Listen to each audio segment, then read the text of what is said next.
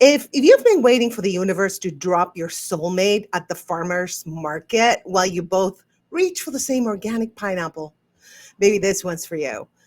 Today, we are blowing the soulmate myth wide open, and not with bitterness, but with brains and bravery. Let's just begin with the myth itself.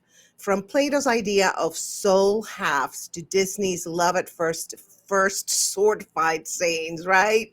We've been sold a dream that love should feel cosmic and complete us instantly. Well, there is actually something called narrative psychology and led by McAdams that says that stories shape our expectations. Interesting. Well, first of all, we have been indoctrinated, especially women, to find our Prince Charming. There's fairy tales and there's like legends and things and everything that leads us to believe that we are going to find the one. Helen Fisher's research that says that early attraction floods our brains with dopamine, cortisol, and oxytocin. What is the promise of the one? We have to address that issue, right? It's the perfect understanding, the effortless chemistry, the endless passion. Now, what are the risks of this promise of the one and believing that there's only one person out there for you? You delay the conflict, right? If there's any conflict, you delay your conflict skills. There's a lot of disappointment from unmet expectations. There's also confusion between fantasy and reality. That heart racing, sweaty palm energy, right? 100% real. That's there. It's real. But it's not proof of permanence. It's your brain prioritizing. Let's get into scientific insights. Dopamine reward systems crave novelty. Chemistry, remember, is a spark. Attachment is the firewood. So attachment isn't fixed. It's like a working draft, but it does guide your reactions and closeness strategies. It really does. So there's 4 attachment styles: the secure one, the anxious one, the avoidant, and the disorganized. Why believing in destiny can quietly kill your relationship and what to believe instead, excuse me. If you believe the perfect person will just get you, friction can feel like failure. But if you believe in growth, friction becomes feedback. The people that believe in destiny quit early when challenged. But the growth oriented partners build stronger relationships over time. The Michelangelo effect, growing into each other's best selves. I love that. Yes, because, and that's what when I say I want an aligned person, it's somebody who is working on themselves towards their healing, deprogramming themselves of things that are completely useless and go against their well being, right? And so, if you both grow into your best selves, it doesn't matter if one reaches, level 3 and the other one is at level 2. It doesn't matter. If you're both working towards it, then that's going to work. You're going to have a higher success rate, right? And here is the self-expansion theory. It says that novelty maintains excitement. Maintain a 5-to-1 positive to negative interaction ratio. That's very important.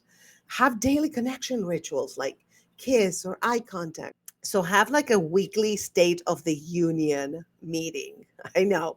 Just make sure that you just have a meeting and be like, just tell each other what bothers you, what doesn't bother you, because sometimes we keep things inside, right? And so just make sure that if you have something that bothered you or that you want to talk to your partner, just have those meetings. And maybe you can have it over coffee. You can have it as a ritual, right? Once a week. I would. Monthly novelty date. Try something new together. That is fun. Some people love to like scuba dive, skydive, or do crazy stuff. I'm more into let's go watch a movie or go to a museum, right? I'm not a very adventurous that way, but some people like to do that. Do it. That's amazing. So love isn't just how you feel. It's what you do. Vision and values. Write 10 values each, star the top 10, and find the overlaps. Number 2, conflict protocol.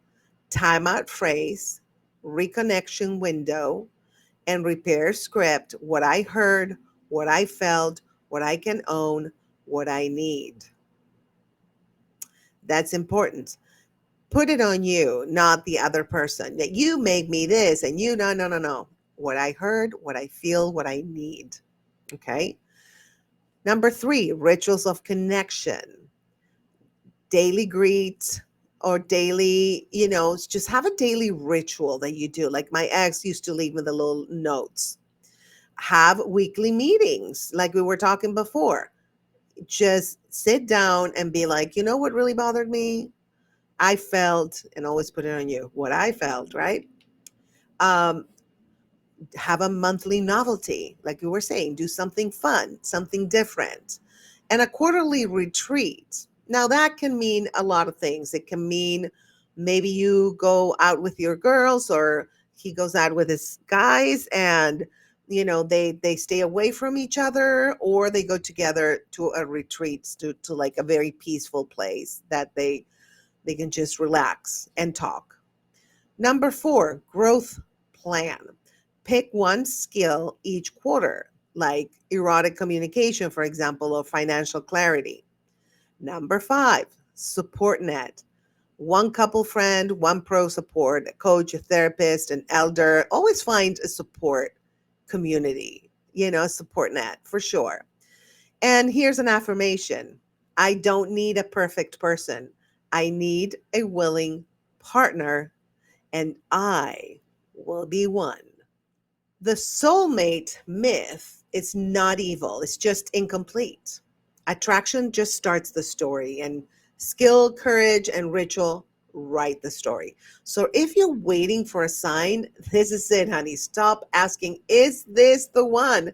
And start asking, are we two people willing to do the work in a way that feels good and real?